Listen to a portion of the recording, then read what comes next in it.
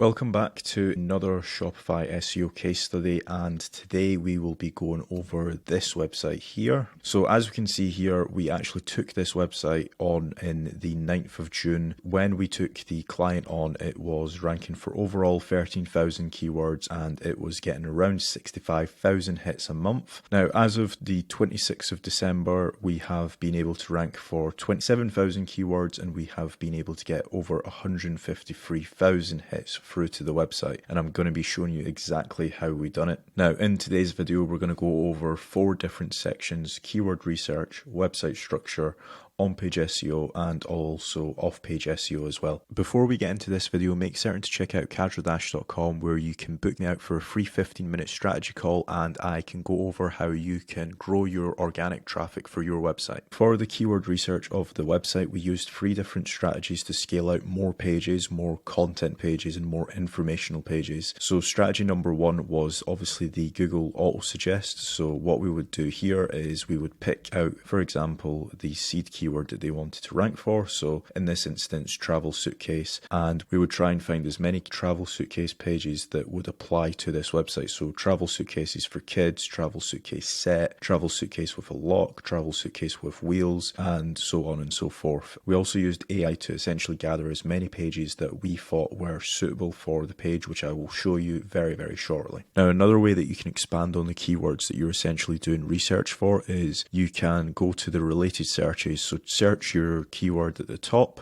and scroll all the way down until you see related searches here, and obviously you have different suitcase. So you have a brand trip suitcase, you have large suitcase, cabin suitcase, suitcase sale, medium suitcase, cheap suitcases, and all of these should be on your website as well. Keyword research strategy number 2 is actually doing the exact same thing, however we do it on Amazon. Now, what you typically find is you will find a lot of different variations. So travel suitcase 20 kilograms, travel suitcase 23 kilograms. These are all pages that we ended up creating on our website as well, because if somebody is searching them on Amazon, they will also be searching them on Google as well. So we didn't want to miss out on any keywords that we don't have on the page. The reason why we're doing this activity is if we don't actually have that page on our website, it means that Google won't display any of our pages on the website. So it should be very clear what we are trying to rank for and what products we actually have on our website, and we should be displaying them as collection pages. So the more pages that we obviously have, the more secondary keywords that Google will display us for. A bonus tip when it comes to this as well is if you scroll all the way down to the bottom of the Amazon page, you will also find related searches as well. So you can essentially find other variations as well. So travel suitcase 30 kilograms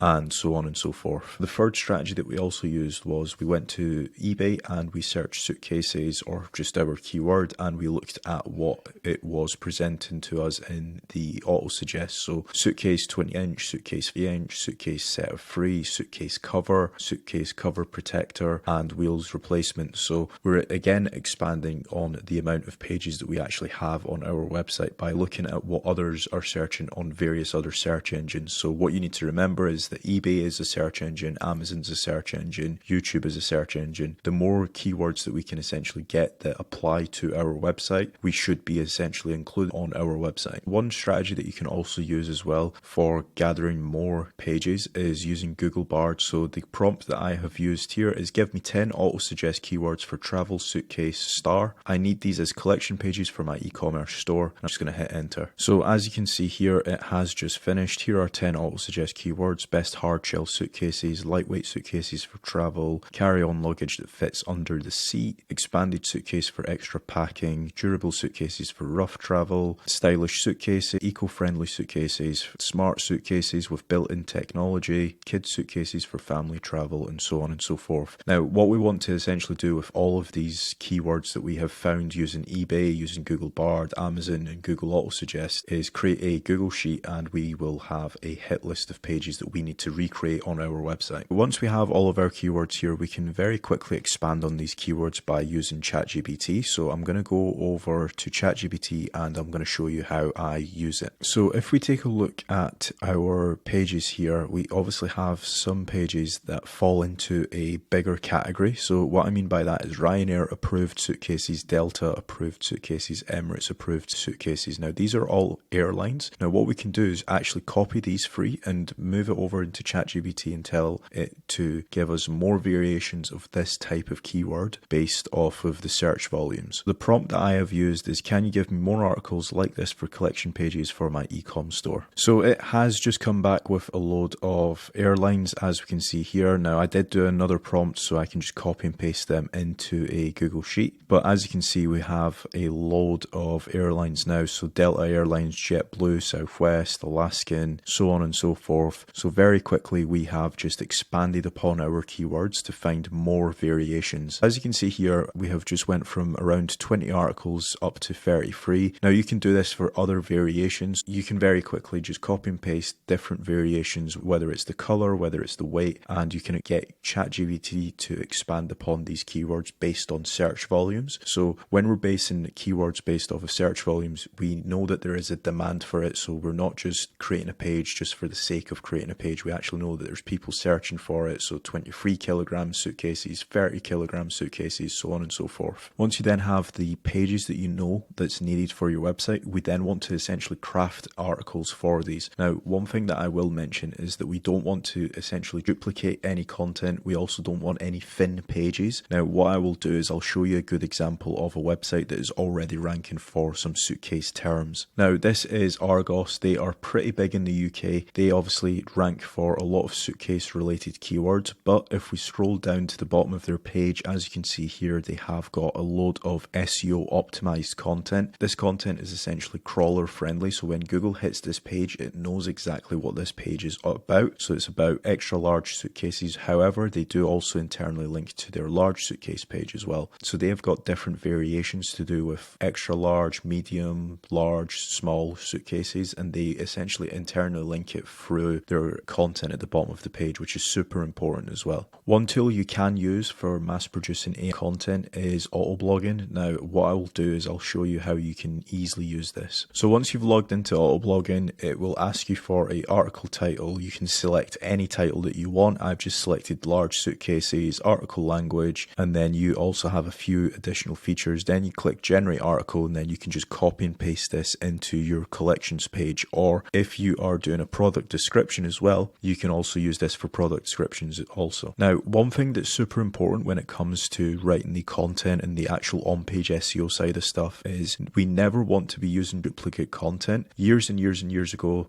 duplicate content used to work for e-commerce websites. However, e-commerce stores have essentially become a lot more smarter. The SEO teams have become a lot more bigger for some of these stores, and they are using unique content. So the more you can use unique content when it comes to product descriptions, the better your website is going to rank. The last thing you want to be doing is duplicating the exact same product description across 60 products, because Google, as soon as it hits that page, it's going to see it as thin content, and thin content in Google's eyes can essentially penalize your website across the board. So if it's landing on various pages and it's seen the exact same content, or potentially you might have copied and pasted it from a competitor, then Google will essentially penalize your website for that, and it won't rank you as high as you possibly can. One thing that I would like to mention as well that Argos could be doing a little bit better is actually internally linking from this product description to collection pages. So what I mean by collection pages is this here is a collection page where it's talking about their large suitcases or their medium-sized suitcases. So you can internally link back up to certain pages or relevant products. So for example, if they have got a blue suitcase here, what they should be doing is internally linking to another blue suitcase that people might want to essentially buy. Now, what you need to remember when it comes to internally linking is that the user journey is super important. So if somebody is searching for a large blue suitcase on your website and they're scrolling through the actual product description, you can internally link to another large blue suitcase that's relevant to this product. Because in some cases, from a user journey point of view, if somebody is viewing this product, they might not like this particular style of blue, they might want a lighter blue, so essentially you're giving them that option. The last thing you want is somebody bouncing off of your website and going to a competitor. So the more useful the user journey is on your website, the more purchases and essentially sales you can get on your e-commerce website.